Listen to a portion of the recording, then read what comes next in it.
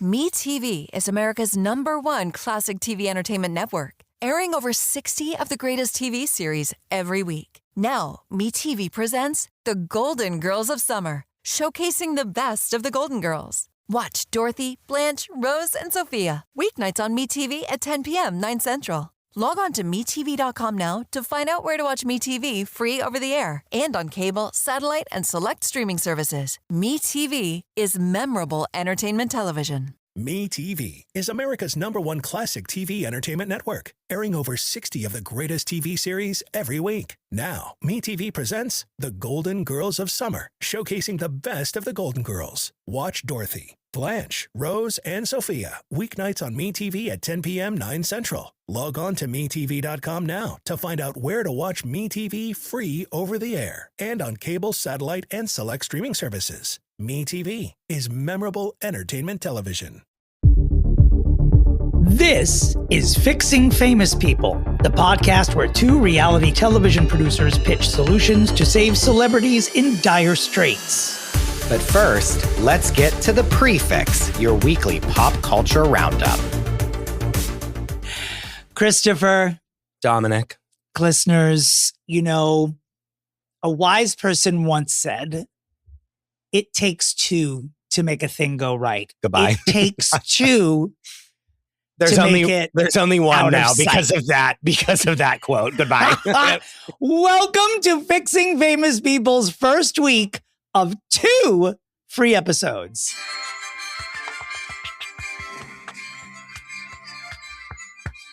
We don't own this music, and they'll probably take it out. Happy Pride. Happy birthday, America. Christopher, what a historic day for us. What a historic day for us to both be wearing black tank tops. Yep. Well, I think yours is blue, right? Dare I say navy, because I Navy. am in Provincetown. Yeah. And it's very, it's very watery here. Yeah, maritime, Watery and nautical, gay. as my dad would say. Particularly where we stay at a little establishment called the Brass Anchor. And there's a lot of brass anchors around here. Yeah, there sure are.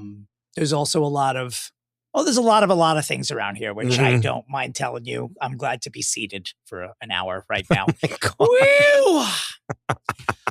We are so excited. So for those of you who don't know, what you're listening to right now is going to be a supersized prefix. That's what Wednesdays are going to be giving you, a supersized prefix followed by a review or a recap or whatever's tickling our taints that week. And this week, Christopher, what will we be reviewing for the listenership?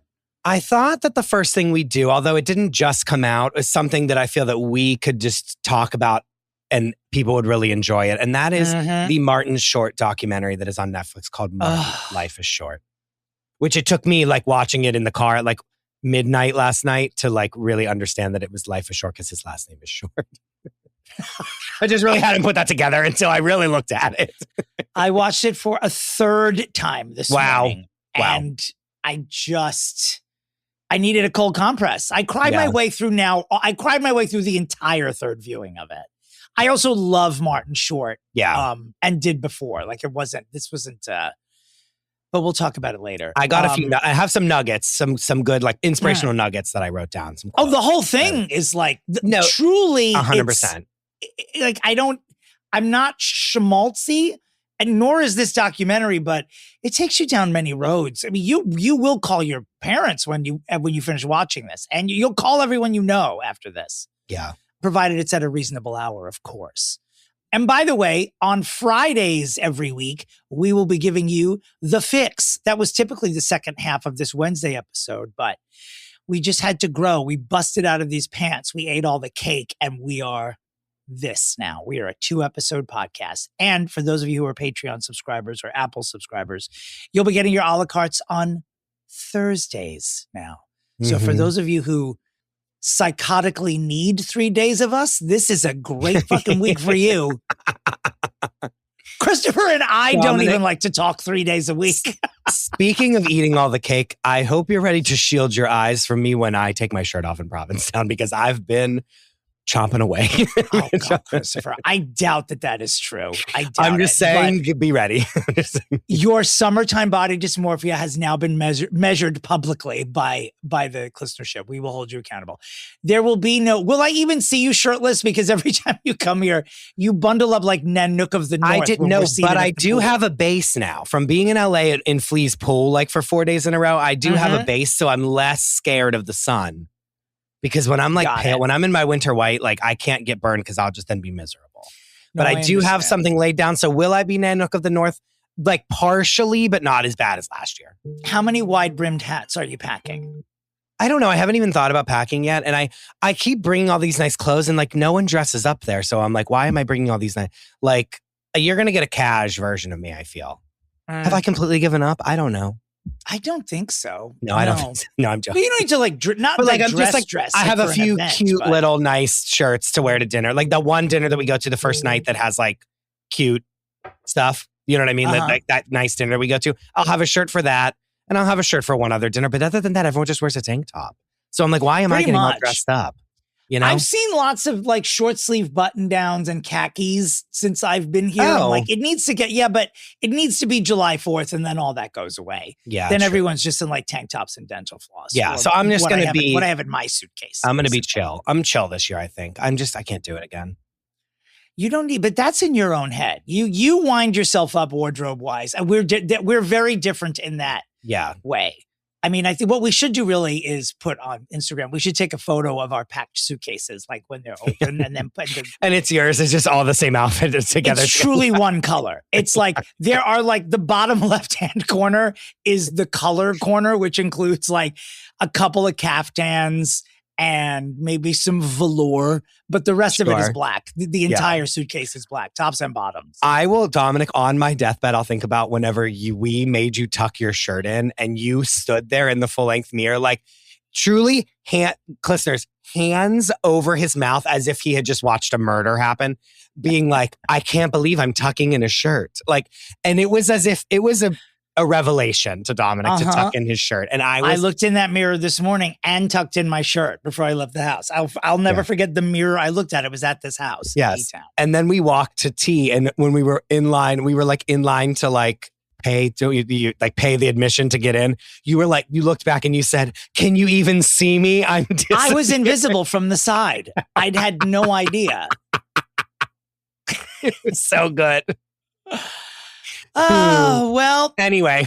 Speaking of invisible, you know what? I can't wait to be invisible and non-existent and part of our past. The Taylor Swift Kelsey Grammer wedding. I'm done. I'm just done talking about it now. Get it out of here. I don't care if it's at Madison Square Garden anymore. I do care that during World Cup and July 4th that the city has actually consented to shutting down streets to allow this to happen at MSG. I do feel like that's a bit much. And I want to know how much Mamdani had to do with that decision being made, because I might actually be a little sore with him for the first time since he took office. Do we know that this is real though? We don't. I've been off the internet, so maybe everyone knows, but like they're saying that like people, they're shutting the streets down, but there's just, how is that possible? I don't know. I really don't know. Maybe we'll all be fools. And here's the thing though. Now, if we were fools and she deliberately played a trick on the whole world, we're going to dislike her more because of that. I think what's happening is they're doing all this so that everyone's like at MSG that day being like, just here walking around with my bracelet, my friendship bracelets, you know what I mean? Just like trying to just like catch a glimpse. And then in reality, she's in Rhode Island, like getting married on a bluff, you know? Alls I know is that there's shit getting loaded into MSG right now. Now we're recording this on June 30th, which is a Tuesday. The wedding is supposedly Friday the 3rd or sometime this week. I don't know, but shit's getting loaded in. They're talking about platforms being made. I've started calling my phone Taylor Swift because every alert that comes through it is either about Taylor Swift or the war in the Mideast or Kate Gosselin. And I don't even know how to order those as to what is the most inconvenient thing for our planet at this time. There, I said it. I've said it and I won't retract it. Do you think she's doing a surprise performance? I don't know. Or is someone doing a surprise free performance for 4th of July? Well, Stevie Nicks and Tim McGraw are reported to be the musical acts at the reception. or at the wedding itself. I don't know. Because I guess her first hit was called Tim McGraw, Color Me. I just found that out the other day. And Stevie Nicks. Was it? I don't know. That's what the internet told me, that the name of her first song when she was 16 was Tim McGraw. And so he's symbolically going to be performing at the wedding. Oh, a song by Taylor Swift. And Stevie Nicks is, of course, a brilliant songwriter. So I understand her being there. And despite what anyone may say about Taylor Swift, including myself, I do consider her to be a very, I won't say prolific because it's shady. She's a good songwriter. Some of the songs, when I actually pay attention to the lyrics, they are actually very good. Is this going to be like, okay, hold on. Is this going to be like, remember whenever they kept being like, the world's going to end in like 2012 when the Mayan calendar's over. And then they're like, the world's going to end in like 2014 whenever like this blank, blank, blank thing is happening. And then they just remember like for like a good like 5 or 6 years, like every year the world was ending. Yeah, I saw the John Cusack movie 2012. Yes, we were all in on it. So like, is that what's going to happen? It's like, oh, it's this date. It's kind of like Beyonce's Act 3. Like now it's Taylor Swift's wedding. It's like, or it's like going to happen on July 3rd. It's going to happen on July 3rd. And then it's like, doesn't happen. Then they're going to be like, August 15th, it's happening. And then it's, you know what I mean? Is that what's next? Because I think it is. Let me tell you something, Christopher. I'm happy the wedding is this weekend because I'm done positing about what's going to happen because I didn't care before. I'm being forced to care. Sometimes being pop culture whores forces us to care about things like Drake's album and Taylor Swift's wedding, neither of which I won't even like bother to wipe my butthole with. I will say this. The only way that I'm going to like and respect Taylor Swift 1 week from today is if it turns out that the what's his name? Travis Kelce. I really do actually think his name is Kelsey Grammer. The only way I'm going to respect Taylor Swift after the 4th of July is if it turns out the entire wedding to Travis Kelce was a ruse. She has been gay the whole time, as many people have wanted and hoped. And she marries JoJo Siwa at Madison Square Garden. That is what. On a boat. That is what on a boat in my Madison respect. Square Garden. Right. They put their own lake in Madison Square Garden in a mini JoJo Siwa boat, and they get married there. And then we're good to go. And that's it. And the wedding cake is, it's a life-size pound cake of the two of them scissoring, I guess, and announcing to the world that this is I knew you were going to say scissoring. Happy birthday, America.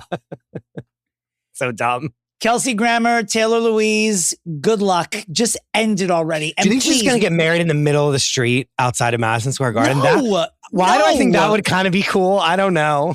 No way. First of all, there's a heat wave in New York. No one's even going to go outside, I think, in the next couple of days. I recommend you don't either. I'm probably not going to. You know where it's not 100 degrees? Boy Beach in Provincetown. Really? Which is also where they're not wearing clothes. Ooh, happy Pride. I'll do anything to get off Taylor Swift right now. Okay, anyway, next Are you ready? Story, Dominic, yes. Is Harry and the Duchess of Smucker's UK trip in jeopardy?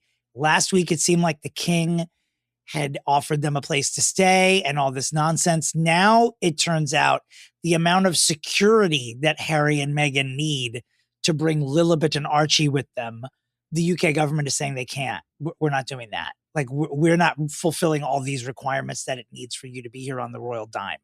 So they're in Europe now on vacation. I mean, a vacation from what? I have absolutely no fucking idea. So they're on vacation from being themselves. Yeah. They're on vacation from going to the NBA finals and making lilac soap in her neighbor's kitchen, I guess. I have absolutely no idea. But they're due to be in the fucking UK in about 2 minutes. Well, I'm dropping so many F-bombs today. Very casual. I apologize if there are children listening. So I don't know. This is another story that's going to be ongoing. But this is how, I mean, it always is like this. This is like the crown. All the royals, like it's always this like back and forth. Has it ever been easy ever once for us? No. Like it's always like, then they want the security, then the security's not there, then the blank. Even like before they left, like it was just random shit with like, even back in Diana's day, it was always like, and then Charles said no, and Diana said yes, and maybe, and then the queen said she doesn't know, but it's maybe a maybe, and then this, but it's always like all this bureaucracy to like have someone drive to someone else's house. And I don't care. Speaking of things I don't care about anymore, this is what I don't care about. Wow. You know? Maybe is the first week we're doubling the podcast the week that we just decide we're done with everybody. Walk away. We walk away from everything. You know what I mean? But do you understand? It's just like, so everything's a back and forth so that, again, they can be in the press every day on the Daily Mail. P.S. One thing I forgot to mention about Taylor Swift is that she has told her guests they won't be accepting gifts. They don't want gifts from anybody. I like that one thing. At least.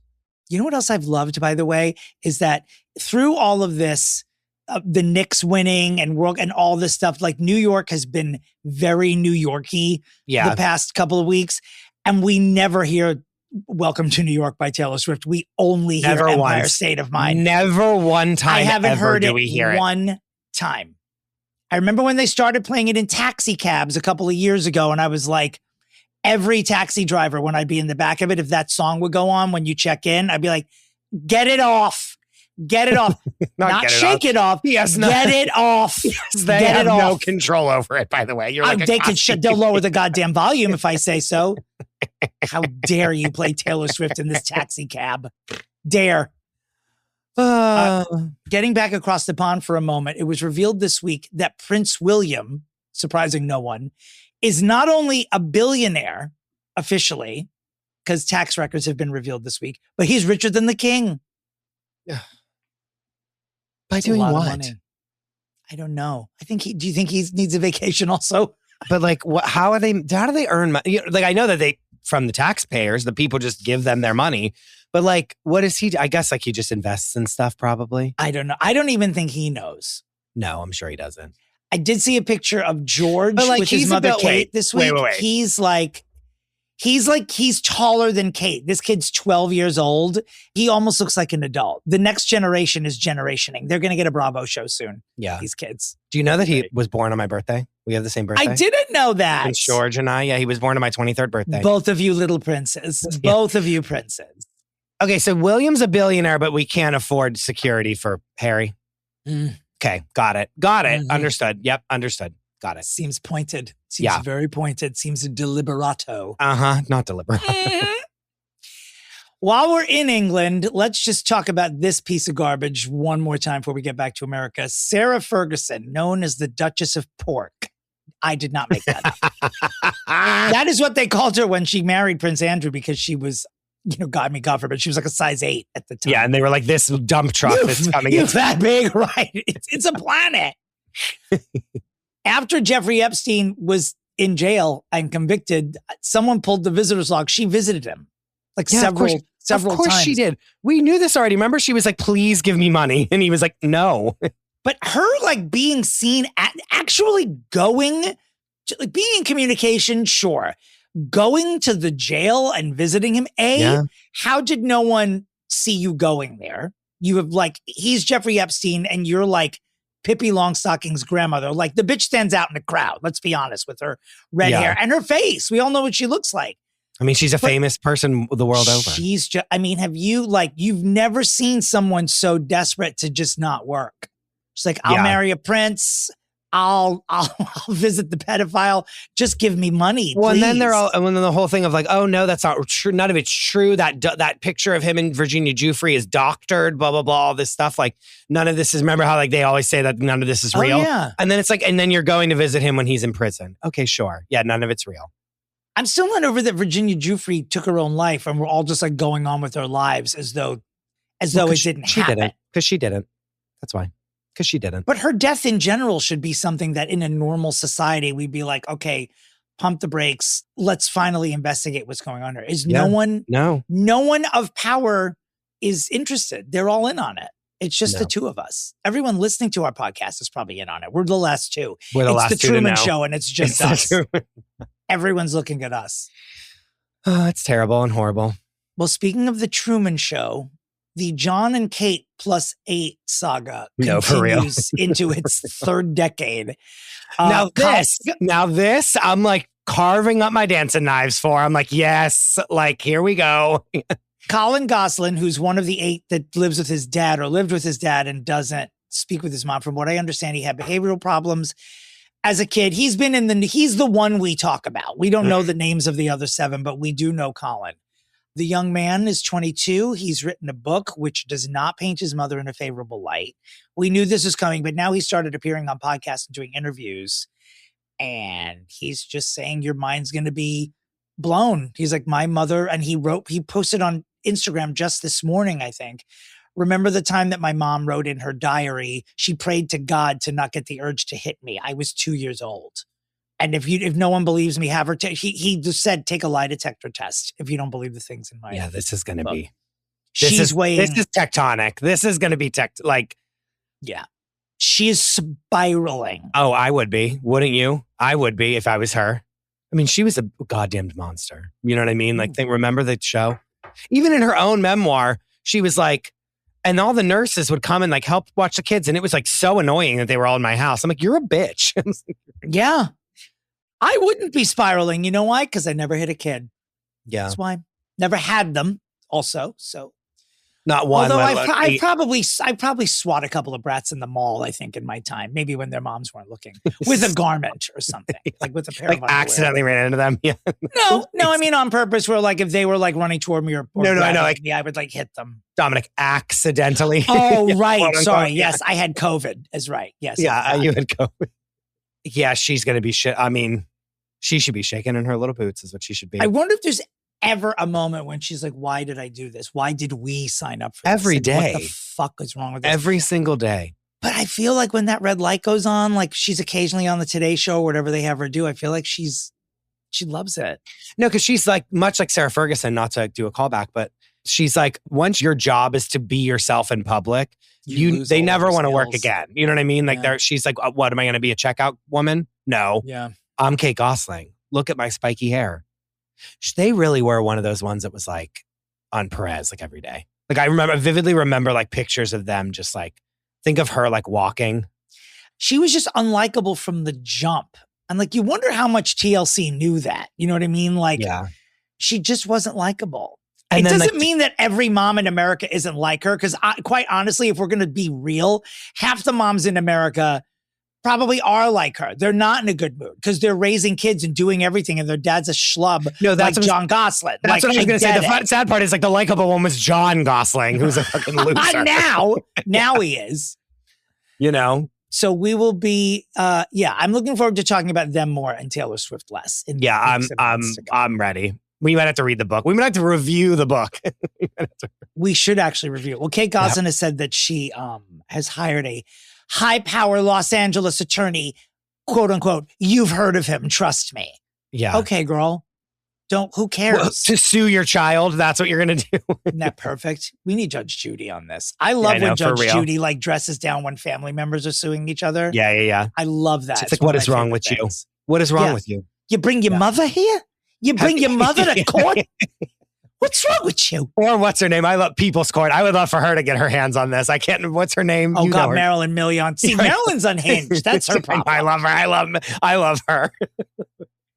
Like she takes the Judge Judy energy to a very New York level. Honestly, yes, which I it's like enjoy. A different. They're both from New York. But when Marilyn goes off, it's like when you've pissed off your mom and you see the switch flip and you're like, oh, she is going to go ham. I really fucked up. I really broke the window this time. She'll be like, get the fuck out of my courtroom. I love Judge throws the gavel at them.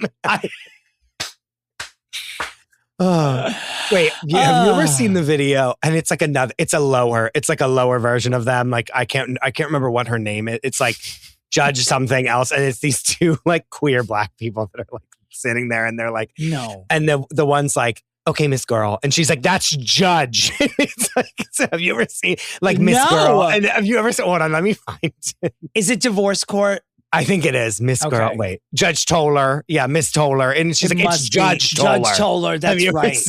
Wait, hold on. Do you know, while you're looking it up, my only Emmy nomination in 30 plus years of working in television, my only Emmy nomination was for a daytime Emmy for a 3-month stint when I was a producer on Divorce Court with Judge Toller many years ago. That's incredible.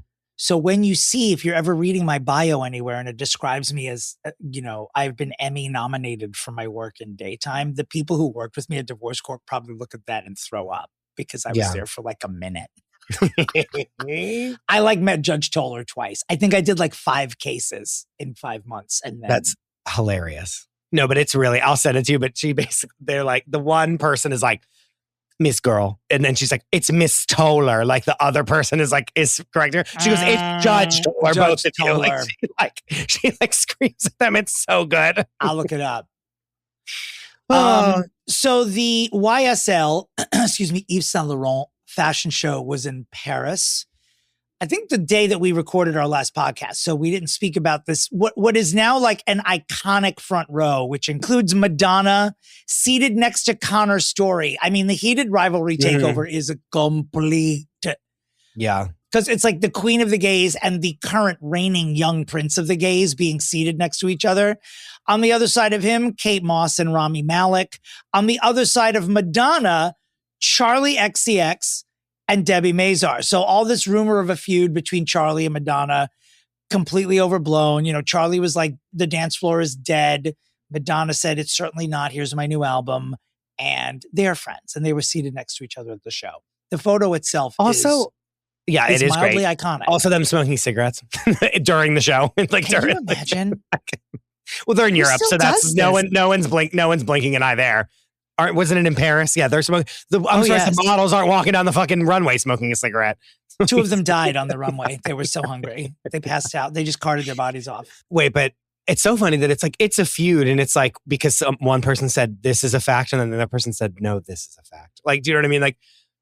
Dominic, you and I disagree. You'll be here's what I think, and I'll go, here's what I think, and people that's what they did, and it was they hate each other. No one reports on our actual feuds because we keep them very quiet. No. And because I'm just saying, on this, I have an LA attorney. You'll know his name. Ready to sue me for whenever. Confessions 2 finally coming out Friday after an ingenious, if not long, promotional 5 or 6 weeks, which included surprise performances. Madonna has quite clearly been on Grindr. This morning, Absolute released their Absolute version, which includes a 16-track CD, a pink translucent cassette, and a cassette player, along with the makings of Madonna martinis. It comes with lemon wedges. I believe it's sold out, but my best friend Wolf Klitzer got 2 this morning, so we will give you photographs of them when they arrive in mid-July. But good on you. And this is also on the news during all of this. She did a 1 hour. Actually, I don't know if it was an hour, but it was her and Graham Norton with Kylie Minogue bartending. It was a great, and they're teasing whether or not there could be a Madonna Kylie duet on this album. Have they ever teamed up before? Not officially in this way. So we're very excited at the possibility of there being a real duet on this album. That's a no-brainer to me. Yeah. They're so cute together too. And, Kylie, while people think of her as an old lady of pop, is considerably younger than Madonna and is of the, Kylie still grew up listening to Madonna because Kylie's my age. So it's very cute to see Kylie, who is undoubtedly a superstar, to her showing reverence to Madonna was a very cute moment. Yeah. And that's that. But in all these interviews, Madonna has been bringing up that the biopic has been scrapped because of money. She said they just didn't want to spend the amount of money, and I've had a very big life and it needs a big number to pull off the movie. And if we're not going to do it right, we're just not going to do it. I do respect that though. I do respect it. What I'm not going to do is make a shitty ass movie that's not Yeah, I mean, but she is without question, one of the most important figures of the past 100 years, certainly of the 20th century, and deserves a movie. I actually want to see her version. I really do, because she's very honest in interviews about the shit that has happened to her in her life. And I think her version would actually be better than something that's unauthorized. Yeah. So I hope someone steps up and lets her do it. And I do hope that everyone buys this album, because I just want her to tour with it, even if she can't really. She was climbing up. I can't remember what party I saw her at last week, but she's climbing up on the DJ deck. And I was can someone help this old woman? Yeah, please, for the love of God. Please. Yeah. She already had to wear that. She already had to wear that golden knee brace the last time she was performing. You know what I mean? She may she live. I don't know. Can't she just stand there and sing? She should. Bop around. She can wear what she wants, say what she wants. Like, you know what I'm saying? Like, She's you gonna did have to it. hop around. We've done it. Like, just sit on your little body, your throne and like choice. sing and like do a little 1, 2, 1, 2, and the dancers like be crazy. You know what I'm saying? That's what I want. I don't want her like trying so hard and hurting herself. She's always redefined what people, particularly women of her age, can do. People like her and Cher who get consistently ripped over it do become the standard at a certain point for what people can do, what they can wear, who they can fuck, all that stuff. The only thing that I want to say to people like Madonna and Cher is like, when you are old, you are still old. So you don't need just backflips, not necessary. We're good. Do the tour.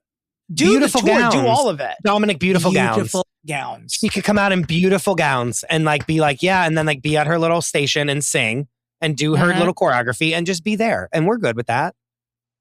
No one would be like, look at her not moving around the whole stage. Mariah Carey hasn't taken her own step in 15 years on the stage. No, in her 40s, she started getting carried around for it. We love it. Her dancers carry around like a sack of potatoes on stage. She turned 40. She was like, I'm done with walking. Literally a sack of potatoes. Yeah. It's so frustrating though to go on Threads and see people, to see women especially, because I think Madonna has looked particularly good on this. No, we're back from tour. We're back from the nethers. And people are like, oh, she needs to dress like a grandmother and blah, blah, blah. And I start to comment and then I erase them because I just want to say to these people, you've missed the boat. Why are you here? You've missed history. Go live in your little bubble. You're going to tell someone infinitely more successful than you what they should wear? Baby, go to bed. Get out of here. I go on Threads in the morning and it's just like so funny. The whole thing. The whole thing. Because so you know why, fake. Chris? It's just, and I'm almost in your camp here. Threads is all bots. Like Threads is the only real people on it are the people you know. But I feel like Threads is worse than Twitter. Like it's just rage bait from these quote unquote accounts that have like 200 followers, but in their profiles say that they are a New York Times bestselling author. I'm like, why am I getting angry over this? Also, I need to get off the toilet. It's been 2.5 hours. Yeah, no, get me out of Threads. Same. My legs are asleep. You know what I mean? We talked about it before. But no, it really is. And it's like, here's something that happened to me. Like I went into a grocery store and someone hit me with their car. We've literally done this already. But like someone hit me with their car. Then they gave me money, but it wasn't enough money. Then I went to the hospital and the nurse like called me a bitch. Like, who's in the wrong? That's what they say. And then everyone's like, I'm this in is the fake. wrong for reading this. Yes, I'm in the wrong. You know who loves drama, Christopher? Who can't? He just can't. He shits it out every time he drops his drawers. He's shitting out drama.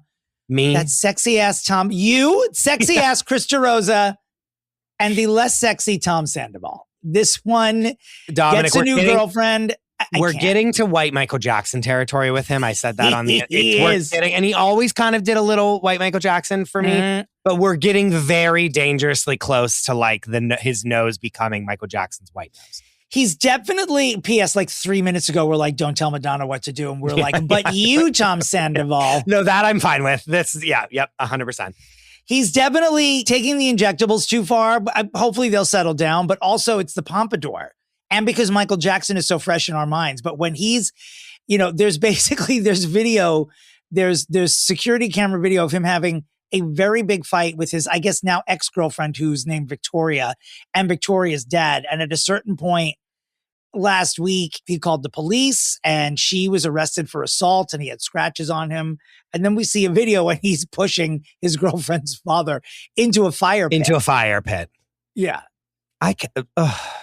He's then had to call the police subsequently 2 more times when she has gone there with friends to get her shit. And he's like, your friends are not allowed in the house. You cannot come here with anybody. Make an appointment and I'll have your shit for you, is the gist of it. He loves this though. Oh God. He likes these like domestic disputes where there's like unauthorized people in the house and all that shit. You know what I mean? Like remember after Scandival, him and Ariana were like in the same house. They still like lived in the same house because they were monetarily bound to it. Because they didn't have enough money to get out from under it because they bought a McMansion that they couldn't afford. Both of them together. She's also as guilty as he is. But then like, remember they would just like, they were like 2 ships passing in the night and like, which like I would bankrupt myself to get myself out of that situation. Would you not? 100%. To have to not know the person that you like, hate the most in the world and like that is like ruins your life is behind a door. I don't know. There is a chance I'd make it my full-time job to do shit to make the other person leave. You 100% would do that. I'm not going anywhere, man. Yes, you would. Actually, you're right. I would be like, I will liquidate my entire life to get out of here. You would do the exact opposite and just start doing pranks. Like, I have a feeling this may happen when you join me in Provincetown next week. I think we should put it to the test. Let's see what happens. And see how long until you run us out of town. See if I can run you and Hassan out of here. Good luck, Tom Sandoval. You need it. P.S. Just someone give him his own show again. He needs to be on. Just no, but give it's it to he him. loves this kind of like fight. Like he loves it. Because even like I remember him and Kristen. Remember when he dated Kristen Doty a million years ago? They would just bicker and fight all the time, and it was so great. And also, stop trying to push your dads. Like, stop fighting each other. No, you don't put your hands on anybody. Just stop. The girlfriend too. You don't. No, yeah, 100%. Ladies, just because he's a man, if you're not in imminent danger, don't do it, please. Yeah, you're not getting. You can't get a pass. And then and then pushing the dad into the fire. Like, what are you doing? What are you doing? I don't know, but it was one of those California fire pits, so it was like gas with crystals. Yeah, in it. That's not a fire pit. No, Los I know, Angeles. but still, it's not good. I don't like it. Yeah. It was just like a bunch of lighters in a row that someone lit in a bowl. It's not a fire. You can't toast marshmallows, and that's not a fire pit. Okay, moving right along. Kylie Jenner, speaking of people that can't stay out of trouble. Okay, this is a terrible headline. Kylie Jenner's former private chef files lawsuit alleging heavy workload led to her miscarriage. Good Lord. First of all, Us Weekly, that's a 2-sentence headline. Button it up. Second of all, what on earth? Because they know that's all you're going to read. They know that no one's actually going to read the article, so they need to actually give you the whole story in the title. I had to take a break to wipe in between that headline. That's how long it was. Jesus. What is this? Who was it? Was it you or Dr. Rabbi Rebecca Bregman who said, what can the workload possibly be? I don't think Kylie Jenner eats a full meal a day. It wasn't me that said that, but then it must have been Rebecca. I don't even think it's that. It's like you have to like be on call at all times. And if at 3 a.m. she wants this, you have to do it. And like, you would think that they, of all people, the first family of America, for real, whether you like it or not, that's who they are. Like the royal family of America, you would think they would have their people so fucking paid up, like so paid up out of control that they like would never do something like this. Do you know what I mean? Like you'd think like if I was as rich as them, I would have everyone that came into contact with me would be so paid up that they wouldn't even dare think to do this, to like sue me for this. Like, what is the workload? Is Kylie do they like a PA system where Kylie gets on the speaker at 2 a.m. and she's like, chicken fingers. I need a sardine souffle, but only sardines from a very specific body of water near Iceland. And I want it in 5 minutes. What's the workload? But I bet you all the friends are coming over. I bet she's just like having random meetings, like quote unquote meetings for her business. And then is like, oh, we should just all have pizza. And it's like, the chef's like, what? Did you ever see the movie The Contender? It's probably 20 years old. Jeff Bridges is the president. And Joan Allen, who was nominated for an Oscar. I don't think I saw it. I know what you're talking about though. The long and the short of it, Jeff Bridges is the president. It doesn't even matter what the rest of the plot is, but it's a very good movie. You should see it. It's about Joan Allen trying to be vice president and gets involved in a sex scandal. And the whole movie is, did she or didn't she? But the gag in the movie is that Jeff Bridges is like the jolliest U.S. president ever and is consistently amazed that he can pick up any phone in the White House and call the White House chef and order any meal in the world that he wants. And anytime someone comes up to him, he's like, what do you want to eat? You can literally order anything. It's so crazy. And he just picks up the phone. He's like, hey, it's the president. Can I just get like a tuna melt on 7-grain bread? And like orders all this shit. And they're like, 10 minutes, sir. And he's just like, can you believe it? He's so I amazed. feel like that's what she's doing. Am I wrong? Yes. That's what I thought of when I saw the word workload. I'm like, what is the workload? I know she's got kids. I don't know. I don't know if her Timothée Chalamet lives with her, and without being too cruel, he doesn't look like he eats a slice of bread. He's not putting him away either. Yeah, no, for real. But I bet you it's like you have to be there before I wake up, and you have to leave after I go to bed. I bet you that's what it is. Don't you think? Maybe. I don't know. And then meanwhile, she wakes up. She has her like to say that she's like miscarried. It's like, wow, that's a lot. That's. I don't even know what to say. And this is what the third. Stunned. This is the third employee of Kylie's to sue her. There were two maids, and now this. Yeah, she's like Emma Thompson's character. Get the cameras on Cruella. Get the cameras on her treating her staff badly on the Kardashians. I'll watch it then. You know who I want the cameras away from now? Maybe permanently. The cast of Queer Eye. We're done here. Dominic, under the steak lamp, boys. Under the steak lamp. Get out of here. Steam's been coming out of my ears every time I see a new headline of like, and then this person's come forward to say that people were mean to them. Right. So now Tan France, who to me, I don't know if he was ever named this or if it was just the energy of the cast together. He always seemed to be like the de facto leader in the way that Carson Kressley felt like the leader of the old one. I always felt like Tan was the leader. Yeah. So because it sure wasn't Anthony, and it sure wasn't fucking Karamo. It wasn't Karamo. So now that Karamo's sort of quieted down a little bit about his face and the bullying and all that stuff, now reports come that Tan France is saying that he was bullied by one of the Queer Eye cast as well. So what are we going to do? Whittle it down until the one person who says they weren't bullied, we're going to point at them and go, "It was you." Yes. How do we do this? Yes, we are. Sadly, Dominic, yes, we are. And that's can we just hire Jamie Lee Curtis as Jessica Fletcher now to get to the bottom of this? Can Diane Sawyer just do her work and do it? Can you, Dominic? Wait, Come on, shoulders. Come on, shoulders. I want old Keyholes herself to sit down with these five faggots. I love that and you be like her Keyholes because she only wears keyholes.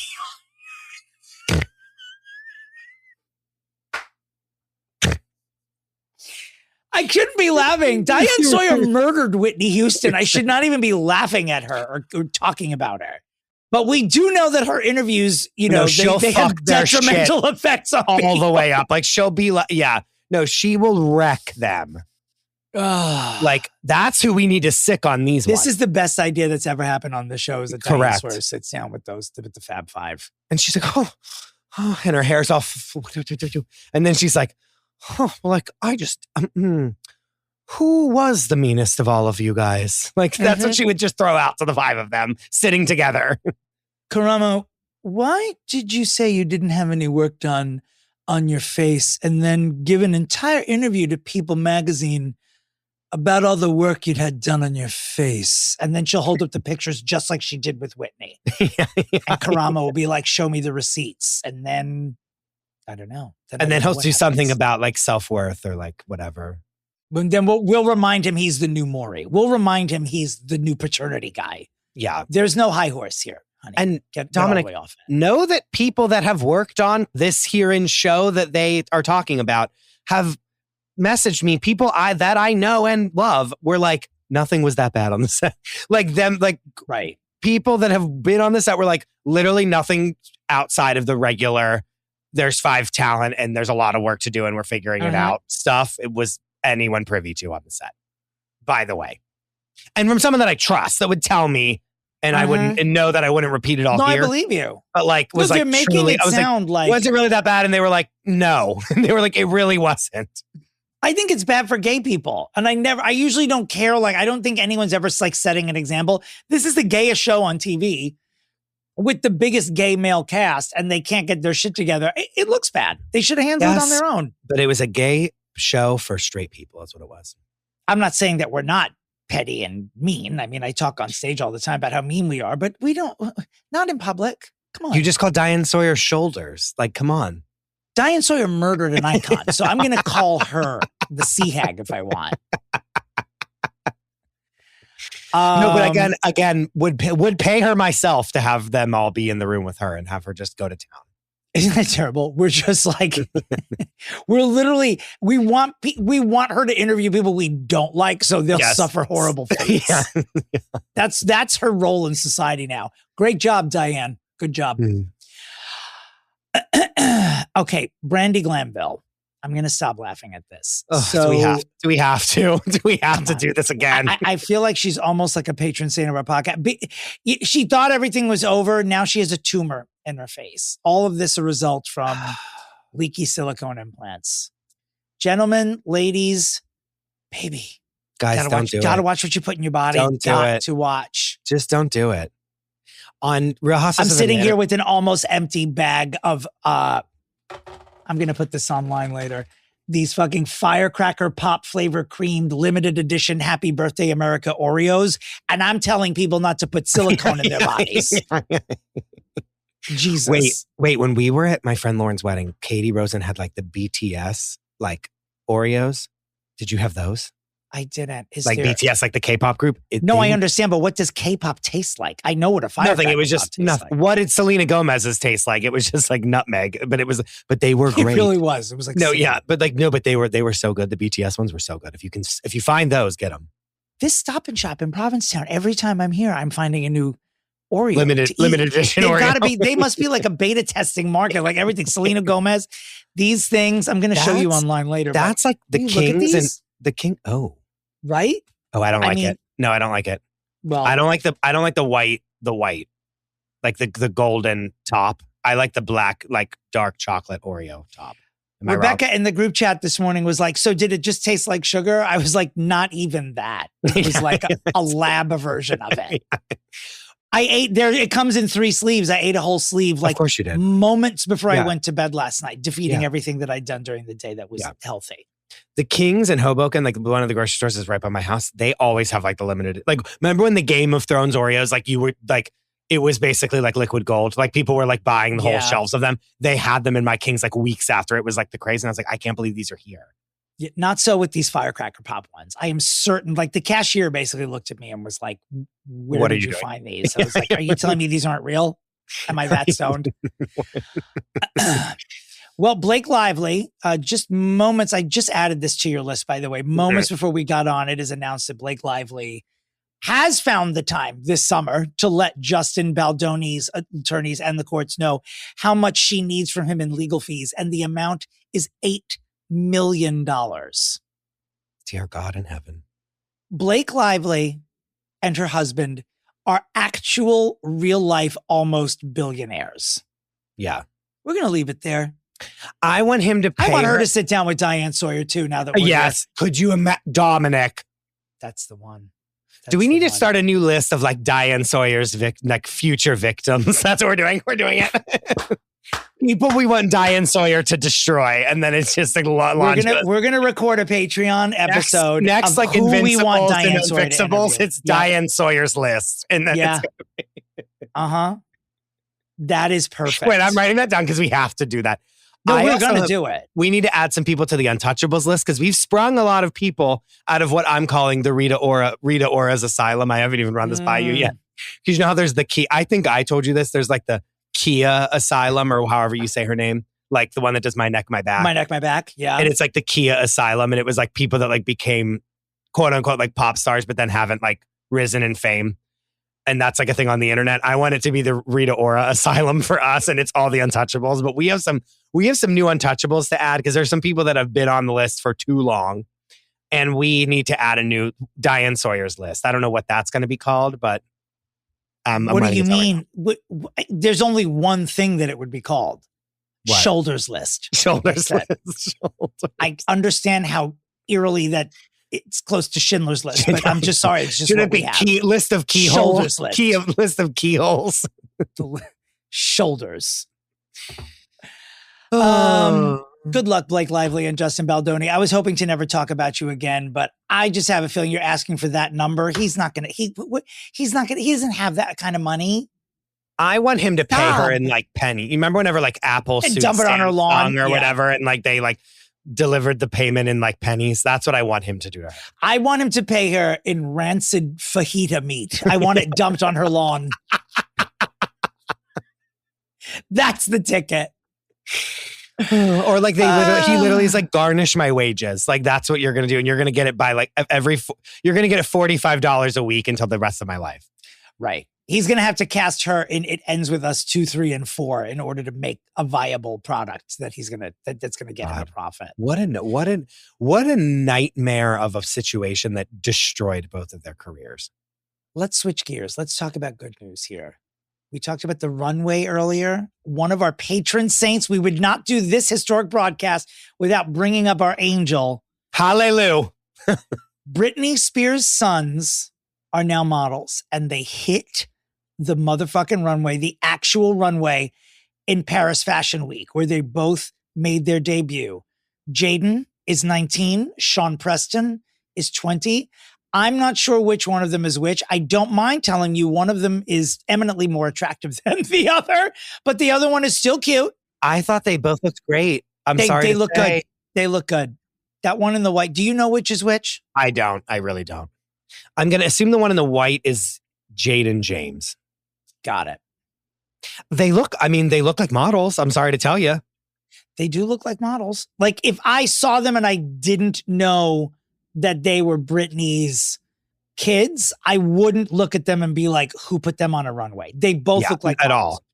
Like I prefer one over the other. I just want to be clear. I'm not that much of an asshole. Like they're both gorgeous, but one of them looks more model than the other to me.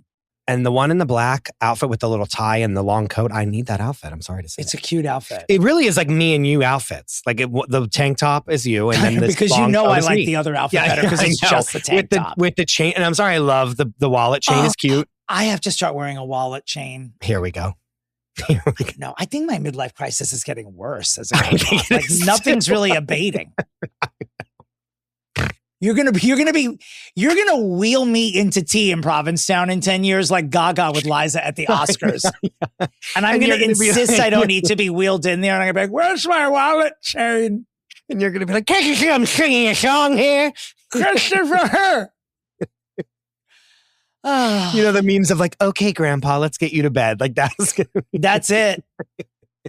That is it. However, this would be Dominic. This would be a cute outfit for you. Right? I like it.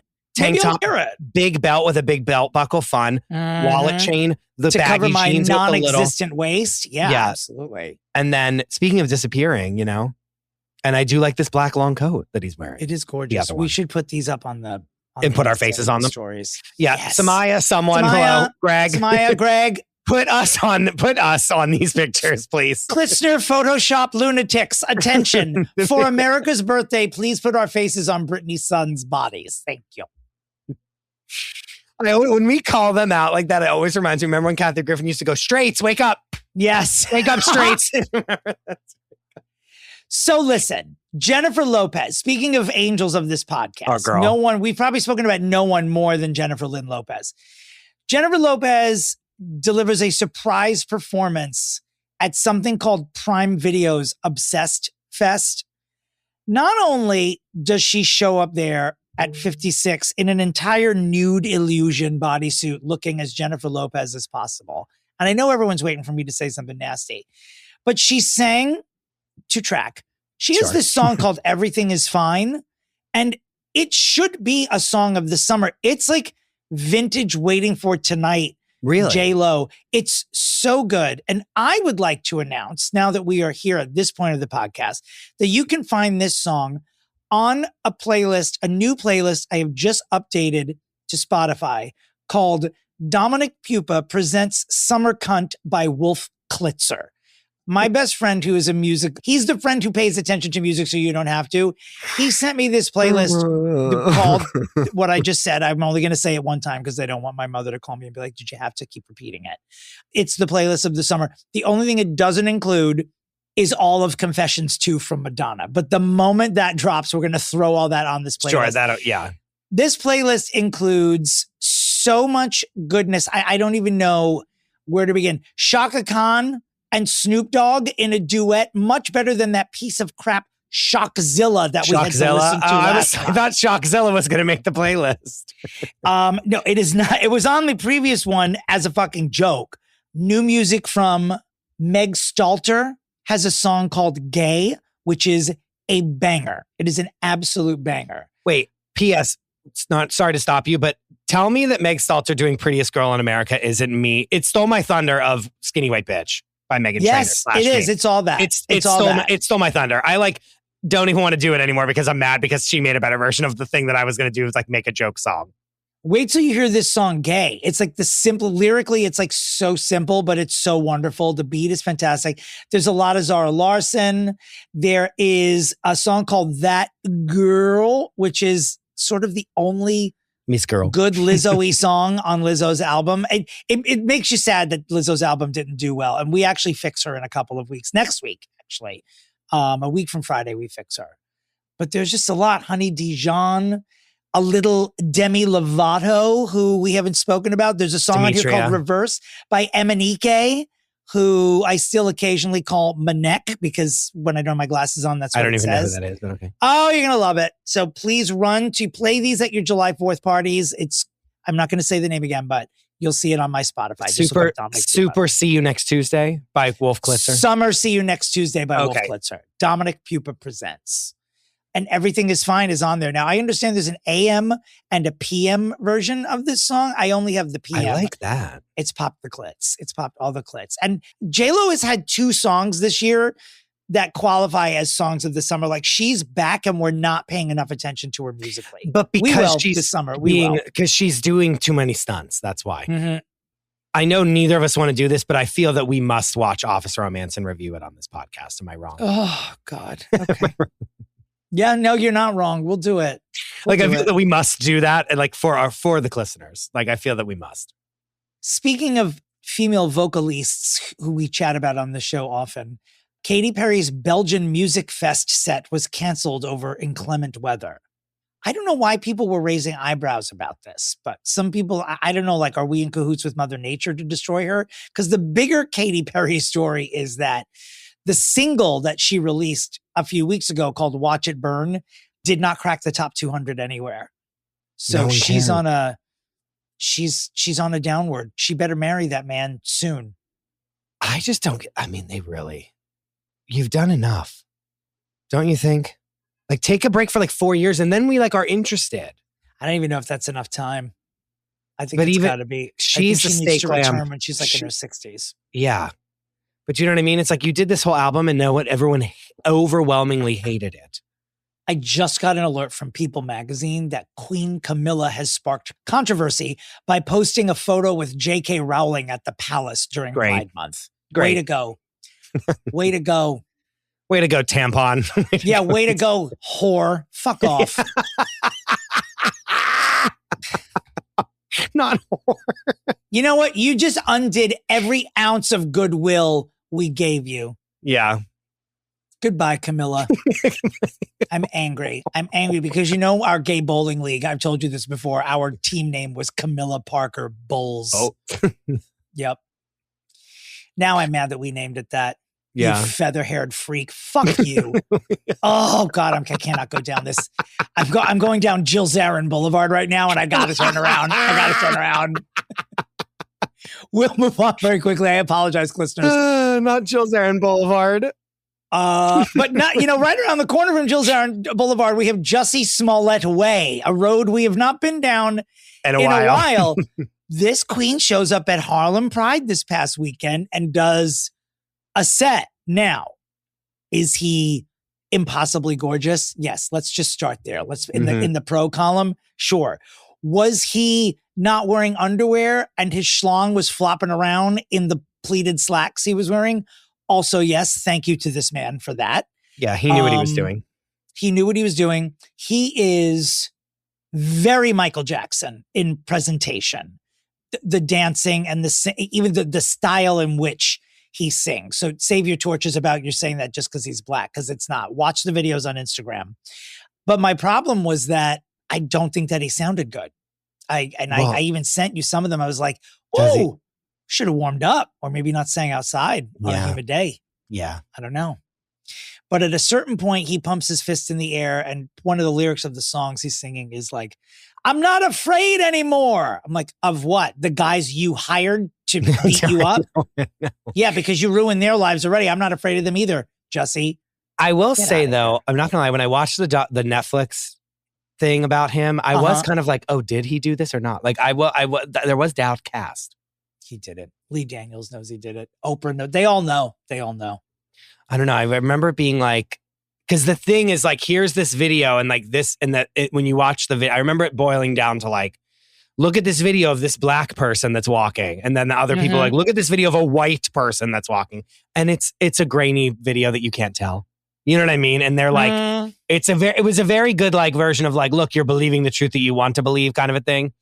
I don't know. Doubt was cast. Not that I'm like being like, he should be freed. I don't.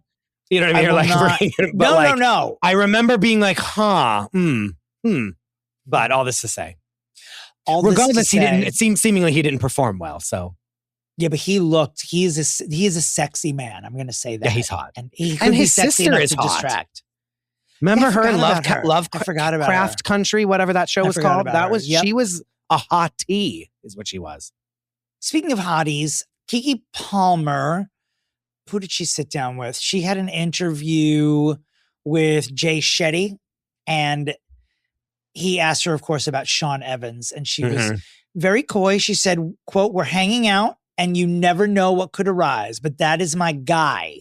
I love Sean. That is my guy."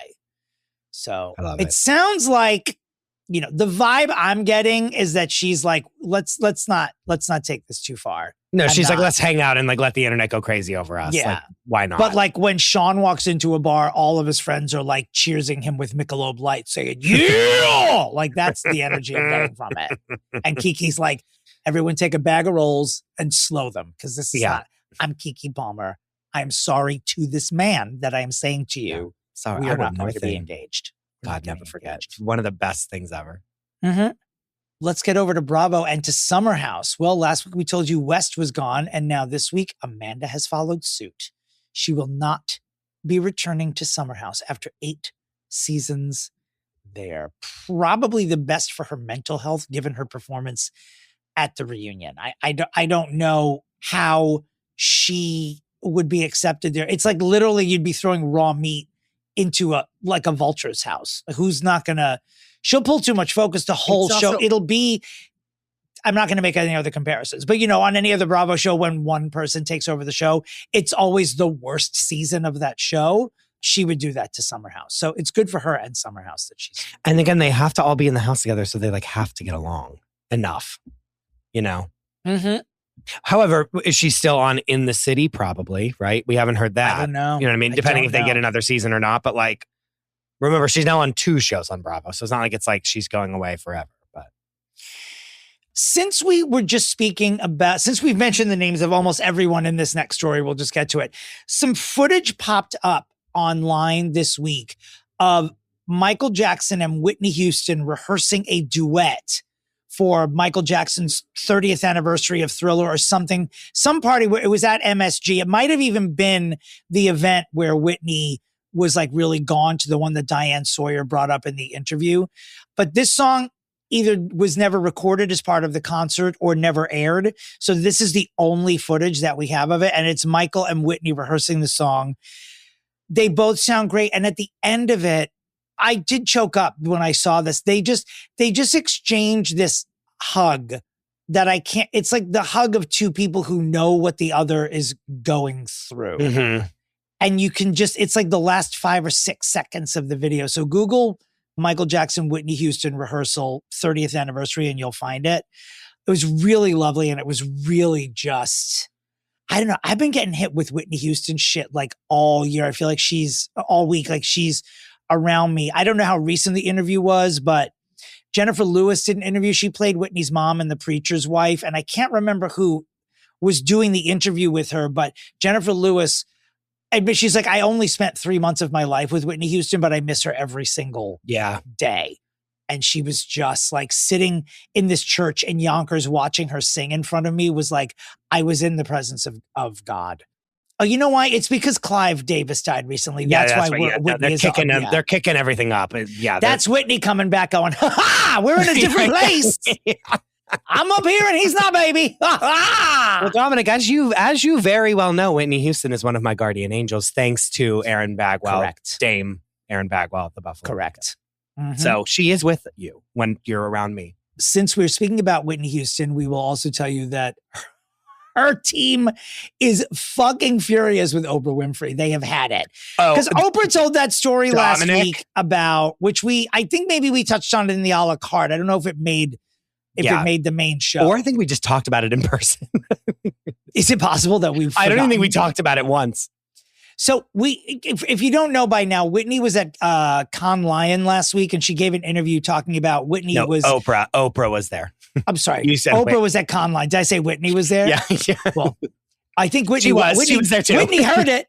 Oprah was at Cannes Lion, and she gave an interview where she said that the last time Whitney was on the show, she was high and fell off the stage during rehearsal, and Oprah asked the audience not to take pictures or publish them, and they never did. They never did. Well, Pat Houston and Whitney's camp came forward, and they're just like, Oprah, what are you doing, Auntie? Why are you telling I like that Oprah's now entered the phase of old lady where she just sort of like tells stories and you're supposed to not believe half of them. I like this era of Oprah. I just wish Whitney wasn't at the other end of it. And everyone's just claiming that she was not high, that she fell off the stage because the stage wasn't built properly or something like that. And that Oprah did ask the audience not to show photos because it was embarrassing. She fell off the stage, but then immediately turned it around and performed. So what are you doing, Oprah? People on the internet were posting every single video that anyone has ever taken of Oprah tripping and falling, just out of whatever, and being like, so high, blah, blah, blah, blah, blah. Dominic, I know we've put her on watch on the Invincibles list. I think I might have to issue it the first ever taking off of a list person. So I don't know. I mean, because it really did dawn on me though when all this was going on. Like if very few fandoms would get furious enough that no one's ever going to actually endanger Oprah. Right? No one's ever going to end Oprah. Obviously, she is quite literally like as close to Thanos as we have in entertainment, although we did defeat Thanos. So it took all the Avengers to defeat Thanos. Yes. But Whitney Houston's one of those people. It's like, don't do it. Don't go out. She could talk about Michael Jackson all she wants because he's already been battered and bruised. Don't go for Whitney Houston. No. Remember last week we spoke about Rod Stewart needing oxygen on stage. Well, yet another senior citizen touring had to stop a performance because of a medical moment. And this week it was Lionel Richie. He's just out of breath. This is like what I said about Madonna earlier. Do the tour, but stay seated. Do a Gaga Liza moment. You can come out there. We'll still go. I'm still going to go see Cher when she finally decides that she's not going to put on the Turn Back Time. You said she could lay in a bed. You said she could be bedridden when she performs and you would see her. She could be lip syncing from an iron lung that obscures her entire body except for her neck and head, and I would still pay $700 to sit front row. I'm not joking. I know that you're not. That's why I'm laughing. Lip sync from an iron lung. Why not? Why not? Lionel, you're a national treasure. Slow it down. Slow it down. Normalize seated concerts. Why not? Right? Speaking of old people, have you seen these pictures? Mickey, there really is no headline. No teeth. Yes, I've seen it. Mickey Rourke just left the house and didn't put his teeth in. And naturally, everyone's like, he's on the spiral down to Skid Row. It's like he just didn't wear his teeth. Not even that, but they're like, this is the first horseman of the apocalypse coming. And I'm not going to lie, I tend to agree. I'm so like, no, he's Dominic. Don't act like he's not, like he's well and he just forgot his teeth. No, but I do think that he's been unwell for like my whole life. My whole lifetime. Minute. And I truly think he was just like, I don't know. Sometimes people just don't want to wear the wig or the teeth. I don't think he was like, fell asleep in a gutter. I think he truly left the house and was like, this is no one bothers me today, right? It's just Tuesday at noon. Who's going to be in my little town? No photographers are going to be here. And naturally, they all were. Every single one of them ready and willing to take his pictures. His mouth is open 100 times. Scary. I will say it isn't. The pictures aren't fun. He looks like the mask from Scream. He definitely does. But most people do when they don't have their teeth in. Oh, Mickey, you are not so fine. You are not so fine. You blow my mind. Put your teeth in. Good Lord. The Bachelorette with Taylor Frankie Paul, as reported on this podcast weeks ago, will see the light of day on ABC. It is upcoming. Even though the police were called to TFP's house just this weekend, again by the ex. Yep. She went online. She's like, this isn't a group of people harassing me. It's a person harassing me. I don't know what it was, but he called the police, blah, blah, blah. And I do have to say, now, we've seen the videos. We know from other, we know that she is a handful and a bit of a lunatic on her own. However, we also know that Dakota did not. Yeah. Well, yeah, he didn't want her to be the Bachelorette. So the moment it's like going to be announced, all of a sudden it's getting pulled off because he opens his mouth. And then the moment it's announced that it's going to air in July, he's calling the cops again. We've been hard on her, but my eyebrows raised. Oh no, there's neither of them are squeaky clean at all. This isn't a victim and an aggressor. This is two aggressors. But you are now, from the podcast that talks about how it looks to the rest of the world, it's starting to look, sir, like this is all you. Yeah. Like when you start making her look sympathetic, you have a PR problem. And especially when their vested interest is now to make her look okay enough for it to air. You know what I mean? Yep.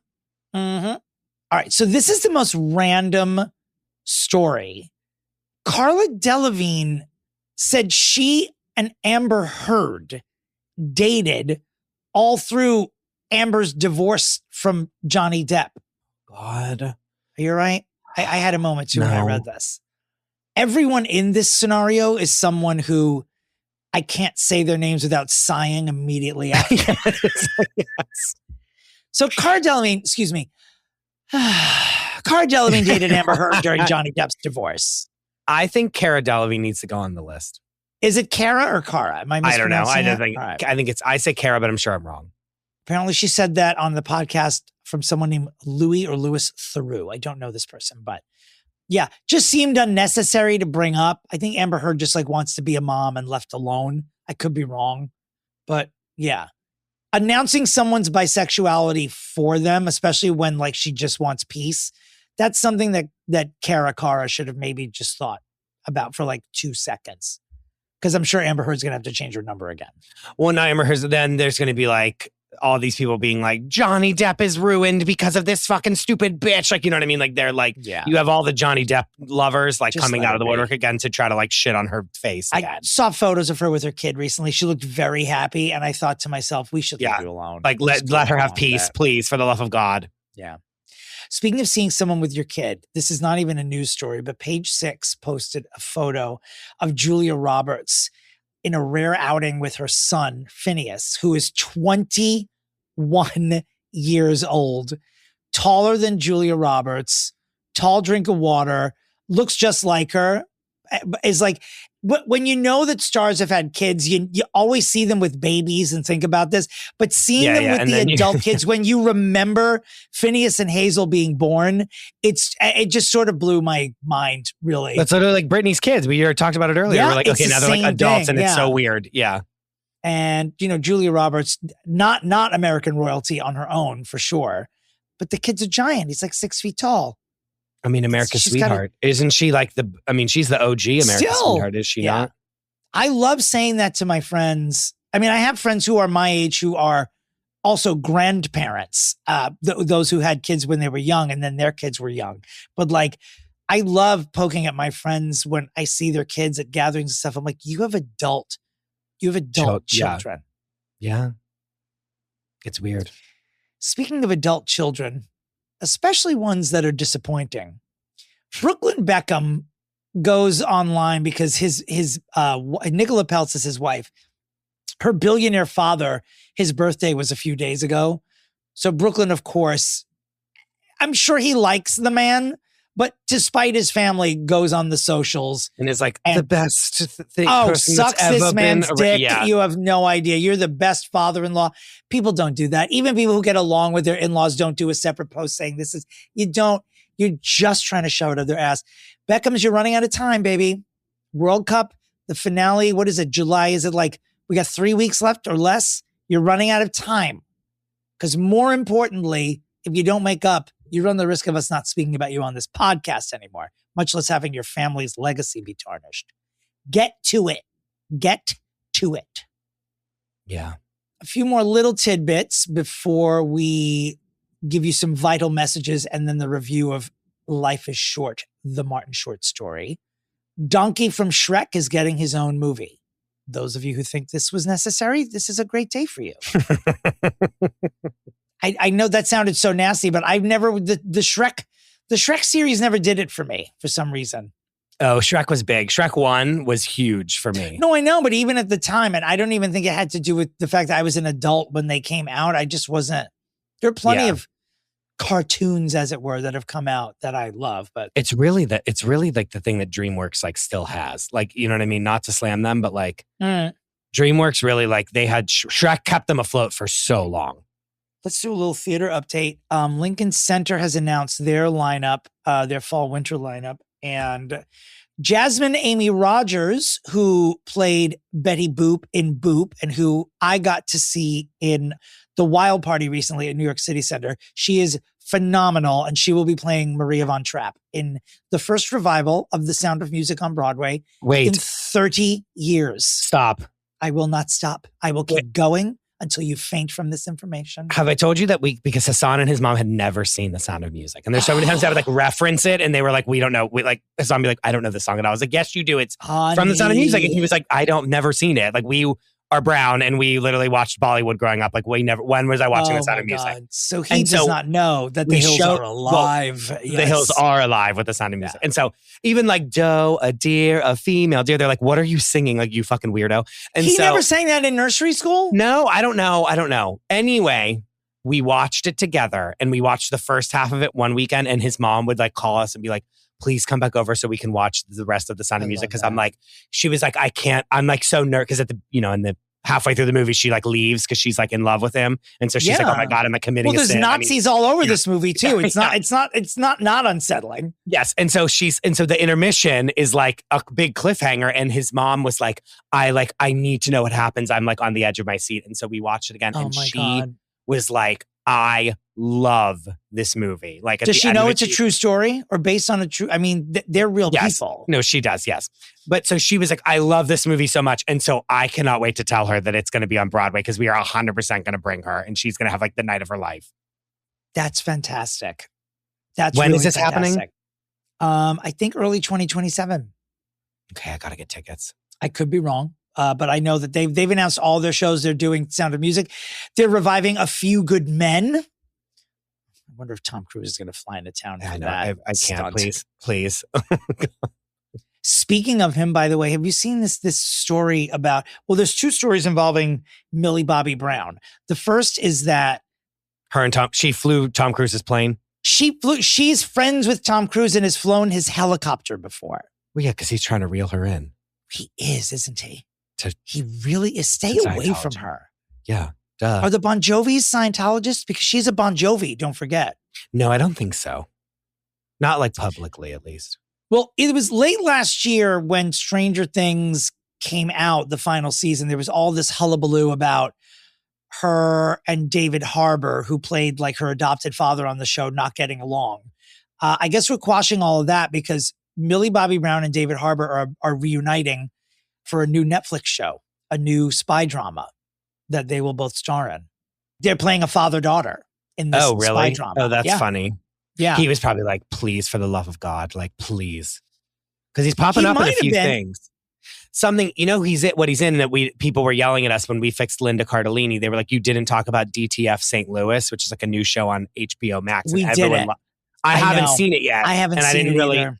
Yeah, and I think it came out when I was working a lot, but everyone's like, it's really good. You'll really like it. So I need to watch it. But he's like the third main character in it. We also didn't talk about a lot of people. And since you did bring this up, there are two things. We've been doing this podcast for how like almost 3 years, almost 4 years. And recently the engagement has ticked up with the most ridiculous topics. People interacted with me regarding Linda Cardellini more than maybe any other celebrity, mostly because they were aghast. We can't know everyone, listeners. I can't be an expert on every person who's ever appeared on celluloid. And I didn't know I was educated. You heard me get educated. But a lot of people were upset about DTF St. Louis and the fact that we didn't know that she is going to be playing Pamela Voorhees in the upcoming Friday the 13th series called Crystal Lake. So I guess is that she's playing Jason's mom. Well, how am I supposed to know? How am I supposed to know that? Everything. How am I Did someone tell the Hollywood Reporter, People, Us Weekly, Deadline, or Roger Friedman? Yeah, is the or People TMZ or true the Post? crime like little side business? The true crime people the will get it entire then. internet every day. I gotta get laid sometimes and eat. The other thing is, and really, I'm surprised I didn't mention this sooner, the level of both backlash and support that I have received for admitting to the world that I don't like tiramisu has been extraordinary. Oh, people have been like, go to this restaurant. I have like 4 restaurants that we have to go to so you can try tiramisu. I have a similar amount of emails, but I also have a lot of people who are like, thank you for speaking my truth. Standing in solidarity. People have just been sending me very short texts that just say, I don't like wet cake. People have really I should run for office. I didn't know that I was so populous. You have support. I'm really speaking for the people. I have a friend who's a chef, a wonderful chef. She does award night. She's a published author. She's done many cookbooks. Her name is Annette Zito, and she has published award night cookbook. She does every year for like the Academy Awards, and based off what's nominated, she builds menus based on that. And she promised me she's going to make a version of tiramisu that I will like, and she's going to call it tiramipupa. She has decided. Goodbye. Okay, I have to leave. We have to go. Tiramipupa. Why not tiramisu? What will it taste like? Tiramipu. Yes! Oh, Annette, are you listening? That's even better. What would you put it in? Dominic, what will it taste like? I mean, what are my favorite? Like my favorite flavors are, I like coconut as a flavor. I like chocolate, but not too much. And don't sprinkle anything on it. And don't let it be so wet. Yeah, but that's tiramisu. I know. That's why. Okay, we can't do this again. Come on, go. What else do we have to talk about before we get to? I did want you to know that, and I think this is happening on the West End. There's going to be a Traitors stage show where they're somehow doing like a stage version of Traitors, the television show, the reality show. And there will be like 5 different endings, 5 nights a week. I don't know how they're doing it. I don't I don't either. It sounds like what work. I do want them to do is more of the like, you're in Traitors and you go there for 2 hours and you play Traitors. I know they do that because Michelle Collins has talked about it on her show. And like that should be in every city. That's fun. Know what I'm saying? I do. Yeah. Like where you play the game. Yeah. Yes. But as far as like its own stage production, I mean, I'm happy to be corrected. Sure. But I just don't. Why do we need to see that? We can just watch the show. Coming up on the a la carte this week for the Patreonettes and the Apple subscribers, we will be talking about an update on the Miraval mess between Brad Pitt and Angelina Jolie. He won a court case this week, which is bad for Angelina. We're going to go over predictions for this year's Emmy nominations. We're going to tell you why Dakota Fanning just can't seem to... Oh, it's not Dakota Fanning. It's Dakota Johnson. Why she can't seem to stop starting shit everywhere she goes. Cut it out. You're not that girl. Stop bothering people. We'll talk about the 20th anniversary of Claygate, which I forgot when Clay Aiken put his hand over Kelly Ripa's mouth on live television, and it spawned like this drama where Kelly Ripa called into The View because Rosie O'Donnell was saying she was homophobic. If you don't know what I'm talking about, tune into the a la carte because it was a much bigger moment than I remembered. And this year was the 20th anniversary of it. Also, highlights from this year's BET Awards, which included a wonderful moment when Tiana Taylor was being given the award for Icon of the Year. And they did not tell her that the award was going to be presented by the one and only Janet Jackson. It is a clip worth Googling to see Tiana Taylor. That's a fun one. Break the fuck down. It's great. And that's coming up on the a la carte, which you will be getting tomorrow. As a reminder, the a la carte for Patreon and Apple subscribers will be released on Thursdays rather than Fridays. Coming up on this here broadcast, Christopher and I review, recap, and shed some tears over Life is Short, the Netflix documentary about Martin Short, after these vitals. All right.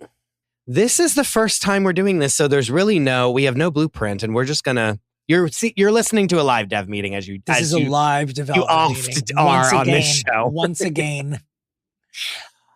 This was Chris's idea to review. I'd already seen it and Chris had not. And I love that he suggested this only because I'm assuming Chris liked it. It's did. definitely, there's nothing controversial about it to me anyway. And I love Martin Short. I've always loved Martin Short. I love him even more after watching this, getting to know him as a person. And the thing that struck me, I'll get right into it. What I loved the most is how much home video there was that was shot by Martin Short. Like he would just check in with his wife to tell her how beautiful she was. They have a lake house. That lake house is in Canada, right? I think so. The cottage. Yes, LOL, the cottage. Which like that's so funny that's like has like a whole other meaning now. But like, yeah, that cottage, I believe it is in Canada. But in addition to recapping his career, which is pretty, pretty remarkable in its own right, just having people like Tom Hanks, Kurt Russell, Goldie Hawn, and literally every funny Canadian person you have ever laughed at. Yes. The fact that they're all real life friends. I leave this movie knowing that we host a pop culture podcast where we sling our opinions like giant dicks around, wiping everything across the table. And at the end of the day, how well do we really know the people? Because like you see him palling around with Gold. I'm like, what's Goldie Hawn doing there in Canada? And then I'm like, oh yeah, Kurt Russell did Captain Ron with Martin Short. And so now they're friends. Why are Steven Spielberg and Kate Capshaw up there every summer? Oh yeah, they did this movie and they're friends. And it's like seeing them just interact as normal people was the one thing, even with Tom Hanks, who is beloved, like there's very little that's scandalous about him. The tip of the tippy top. You know what I mean? Yeah. Like he's the tip of the top, And it was just great seeing them just interact as civilians, seeing celebrities act as civilians. I also called Andrea Martin and Catherine O'Hara, just heartbreaking seeing of her, course, obviously, but Eugene Levy and them all being real friends. Like, because that's the thing is like you think oh, Eugene Levy and Catherine O'Hara in all these Christopher Guest movies together, so like they're friends, but like they actually all came up together and were friends before that, and he didn't put them together. It was all these other people. Like, I one of my notes is all these young celebrities at his house on a random holiday being filmed on a camcorder is so pure. It really was. In theory, we would never see this. Do you know what I mean? Like in theory, this was not for public consumption. It was for them to have as memories versus like, anytime you see a video of like three celebrities together hanging out, it's like all over the internet and becomes like a thing and is stupid. And a testament to how beloved he is, they all signed a release, obviously, or we wouldn't have been seeing them. So you don't do that for everybody. I wonder if any of them had approval for what was shown.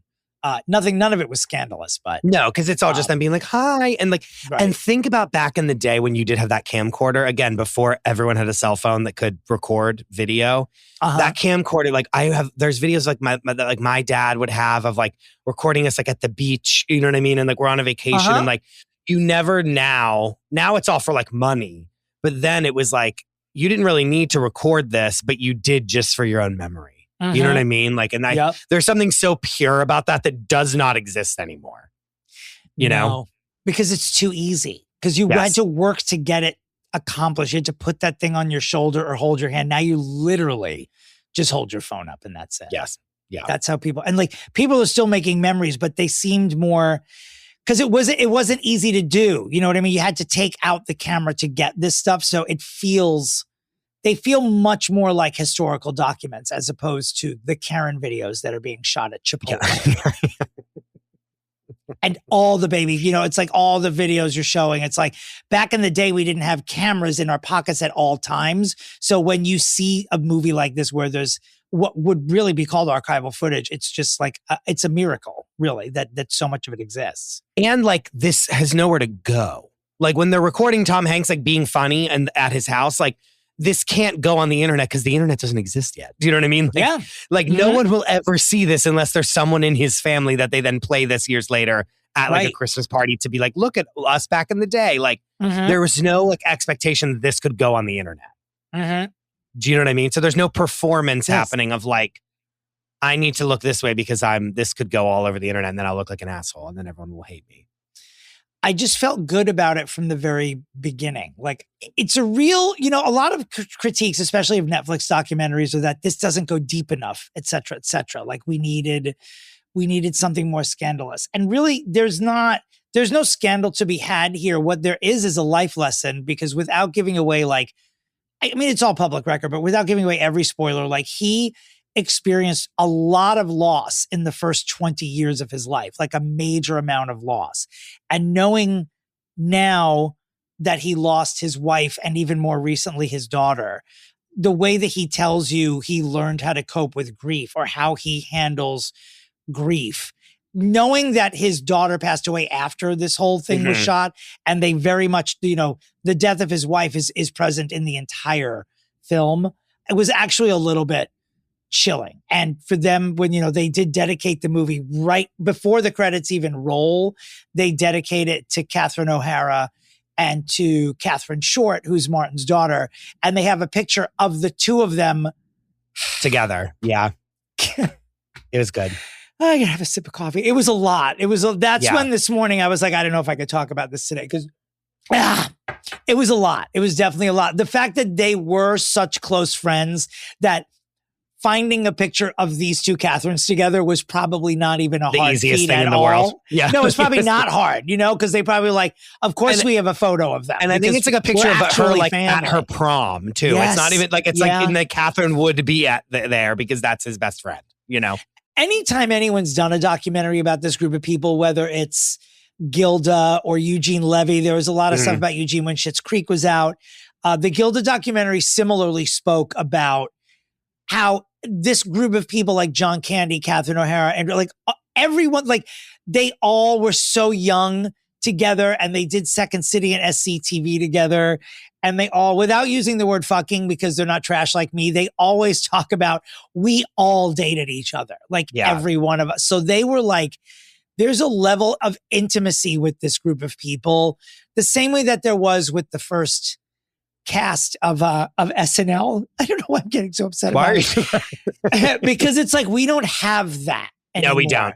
We don't. Like these shows, SCTV and SNL, were the beginning of, particularly someone my age, like the beginning of what would later become our entire personality. Like the way that we look, the way that someone who's 50 years old looks at pop culture is influenced by how SNL and shows like this looked at pop culture. Like we wouldn't, generations before Gen X didn't give a shit about pop culture until shows like SNL told you should and started spoofing it and just truly gave birth to people like me and Chris, and probably most of the people that find this podcast interesting. Like they were seminal moments in comedy history. And I love these. And it was my favorite part of that, is seeing them all come up together and be so happy for each other. They truly, genuinely were all rooting for each other. It's so I wrote wonderful.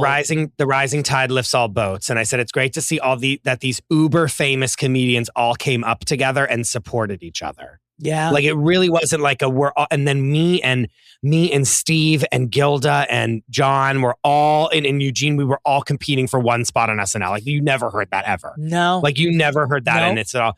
And I wrote a lot of these people ended up being some of the first people that he beats up on as Jiminy Glick, which is so funny because it's like, I remember I was thinking about this when I was watching it.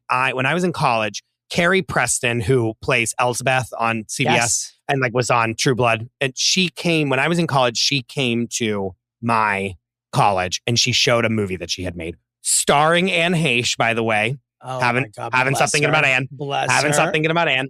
And she showed the movie, and then we went out, we met her, and she was like, "Are you guys True Blood people?" And I was like, "I just love you. I love you as Elsbeth Tassioni on because at the time it was just The Good Wife. I love you on this. I love you on that." And we talked to her. We went out to the bar with her afterwards, and we had so much fun. And we were like young kids. And I was like, "What advice do you have for like us? Like, what could you say?" And she's like, "Look around the room right now, because all of these people that you're in college with, and all these people that you're all gonna lean on each other as you grow up to like be in this industry together. And like, don't think that these people are your competition. They're your friends." And like, I always remembered that. And this documentary, it like personifies that. Mm-hmm. Does it not? Yeah. And they were such a family off camera as well. Like it was real. And I feel like, I'm sure that does exist, but I hate watching television sometimes because I just think about everything else other than what I'm watching, because I'm like a goldfish in that way. And I'm trying to watch this documentary the first time and I'm thinking, what who are those groups now? Like, is it SNL now where people are jumping ship to get like not movie really. deals sooner? It doesn't not. It doesn't seem that it is, at least. No. We don't know, but. Or just rooting for each other in general is something you don't see in pop culture much anymore, because we are, not to, insult the bread and butter, but a lot of the programming is based on aggression and differences and not this other stuff. And it's not because niceness doesn't rate, and that's unfortunately the truth. Like that really is that is the fact of life. But seeing this little breath of fresh air was wonderful. I love at the end when he says, I want to know on the last day of my life that I am the best version of myself, even on that day. And it seems impossible that a person this nice exists, but he does, and you believe it. Cue the sexual assault charges that are going to come from like a craft services lady on Three Amigos, but you know what I mean? It's just like, he's so good that him being with Meryl Streep seems correct and a gift for us. By the way, which is never mentioned in the movie. Not once. Like, and she's not there, and not one time. She only appears in one shot very quickly at a Only Murders in the Building table read. You can barely recognize her because she's wearing a hat and she's got thick glasses on, but she's there at that scene. But they don't mention it. It's also not necessary, really. Like, you don't really need to see. Like, it's not. I have a few quotes from him that I like. He said, "When I like my career the least is when I'm doing something that I think 200 other actors could do." Yes. That's good. That's gravestone material right there. And he also keeps repeating that show business is 80% failure. And when other stars come up, and he's said that to them, like John Mulaney seemed to not react very well when he was like, of course the sitcom didn't work. It's like 80% failure. Yeah. And John Mulaney admits that he's like, I was writing all this stuff for him, and he was like, this is really stupid. Yes. Because I don't like John Mulaney. I think he's very annoying. And I, even though I like Big Mouth is like, I think one of the best things that's ever existed, I still can't stand him. And I wrote, John Mulaney thinks he's the second wave of this type of comedy, but hasn't done 1/16 of what Martin Short has done. That's a slam. That's a slam. I wrote smack. Actually. And then I said, I don't care about the Mulaney sitcom that I don't remember, but I do like the idea that 98% of this is failure. That is what the job is. And that was big. And he very much was like, it was never about being famous. It was, I had a mortgage, I have children. Like, this was my job. But he wanted it to be successful. That's the thing that was, first of all, I wrote, I forgot about Three Amigos. Oh my fucking God. Because I did forget about that movie. And it's, when you see it, you're like, oh my God, this was on like this was on like when you got like DirecTV. I bet. This movie was on all day. You know what I mean? Like, it was on all the time.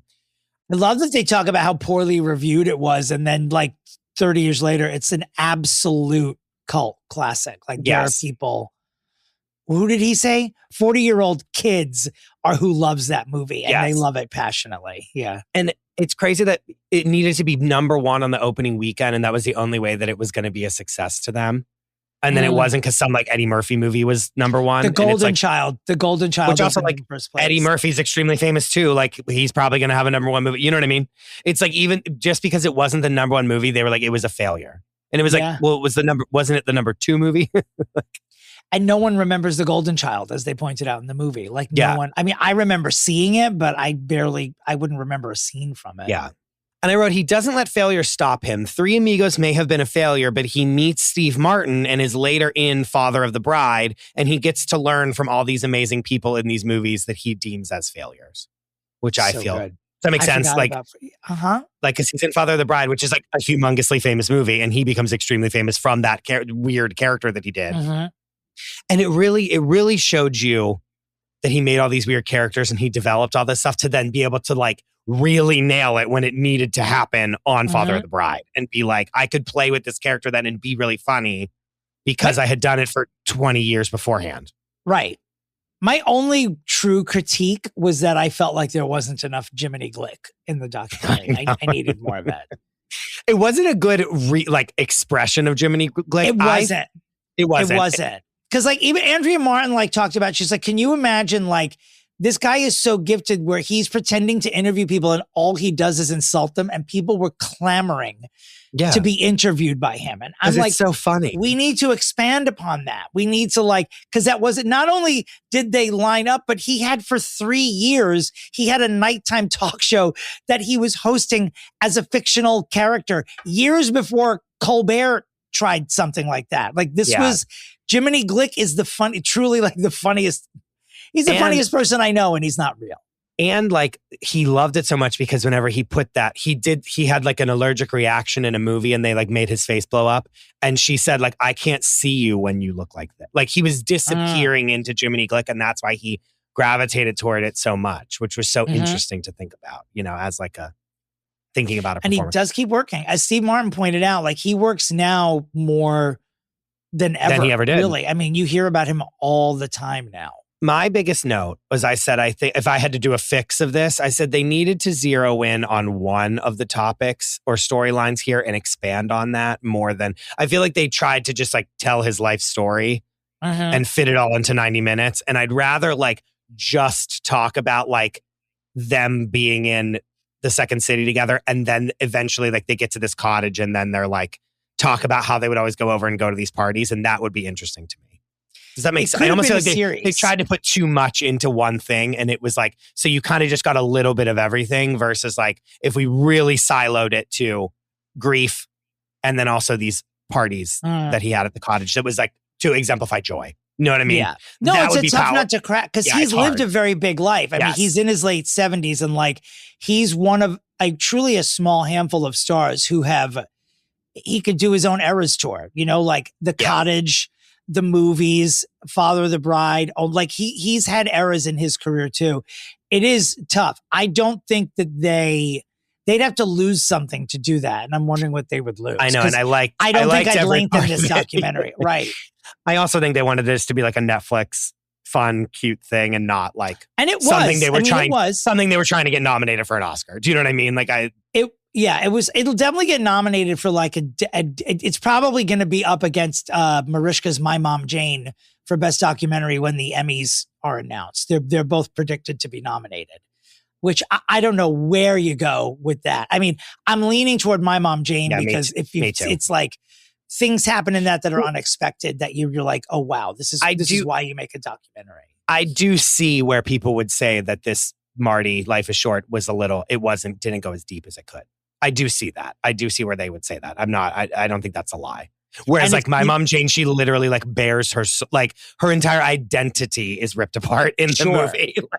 I think Martin Short is that simple that it just lent itself to being at the level it was. Like, I don't think that I don't think Shoulders is coming in here and digging deep. I think Martin Short would look at her and be like, there's no there. Like we were raised to accept adversity. We did, and we move on. Like my wife died. I have other kids that I have to take care of. What do you want me to do? Because he's very matter of fact about it. Their friend made it. It wasn't like it was like me and you Lawrence going in to be like, the director. Let's like do this. Like it was like it was made by a friend, so it was like whatever really what Marty wanted to do. Sure, but I tried to think too. Even given that, I liked that he was able to have a rapport with the person asking him the questions. I sort of liked that even in this endeavor, he was surrounded by friends, just like he was for the entire movie. But like I said, what's how would you go deeper? Like, what's the secret? I don't know. What did he do? Or again, just make it about who's buried who's in the trunk at the end of Martin Short's bed? What body is in there? I don't think any. Is it Delta Burke?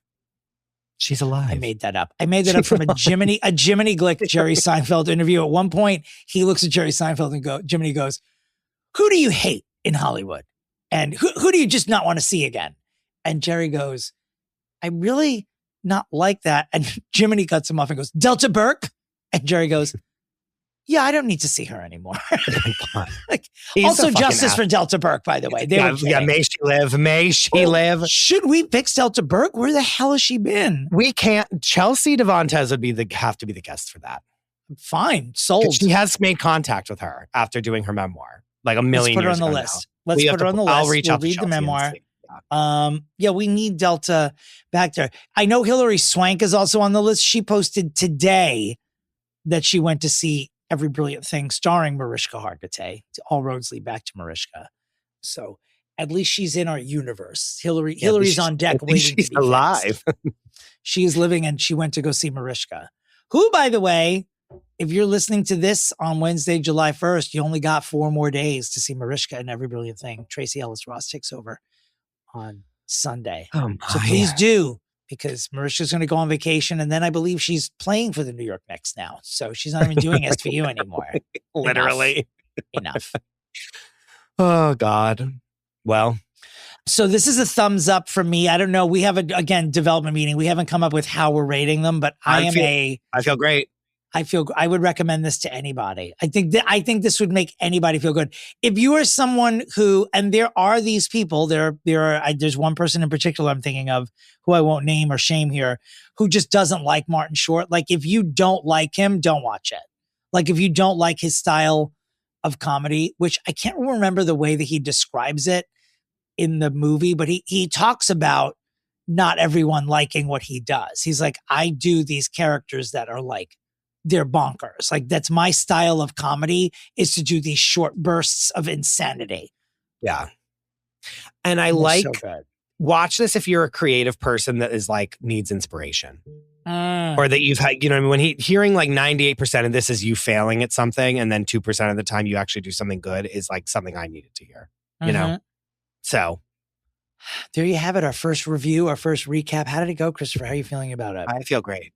I feel fucking great. I thought that's what you were saying originally, but then I realized that you were thumbsing up the documentary, not our report. Oh, we always get a thumbs up. I always give us, the lowest I've ever graded us is an A. Okay. And it's usually A+. Well, listeners, this has been CLISTORIC, may I say. This is a CLISTORIC moment of this podcast. Clistory has been made. This Friday on Fixing Famous People, we're doing a fix where we fix Helen Hunt with Jess Rothschild, a friend of this pod, a friend in real life, who we learned new things about Helen Hunt. We also learned new things about Jess Rothschild. This is a human being who has a Helen Hunt scrapbook, and I'm only going to leave it at that. We're going to just be ready. You guys are not ready. It is not irony. You're not ready. It is. You're not ready. When we asked her to do this, we didn't know that she would. I don't even know that she blew dust off of these scrapbooks to take them. I feel like they were readily available. They were readily available. It's something that should be at her parents' home, and it's not. It's at her home currently. It's the coffee table book in her actual house. Yeah. When she goes to the bathroom at a cocktail party, you're thumbing through Helen Hunt memorabilia. Yes, correct. And also, if you're not on the $20 tier on Patreon, I'm going to tell you 2 things that you're missing right now. And that one of those things is us and Dame Erin Bagwell contacting the spirit of Richard Simmons and talking about the little documentary that Keyhole Shoulders herself did with Richard's alive, his family members that are still here with us, and the maid.